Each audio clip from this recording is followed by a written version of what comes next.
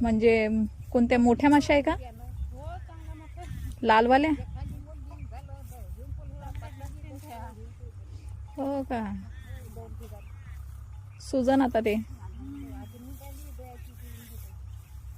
थंड माती लावून घ्या ना.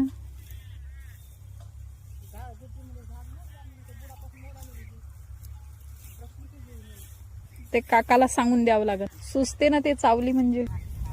नमस्कार मंडळी, स्वागत आहे तुमचं माझ्या यूट्यूब चॅनलमध्ये. तर इथे आजीला मधमाशी चावलेली आहे.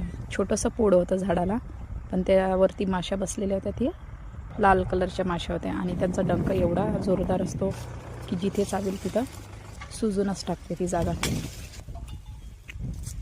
आमच्या शेतात ज्या पण आजी काम करायला येते त्यांचं वय कमीत कमी 70 ते 75 आहे दोघी आजींचं.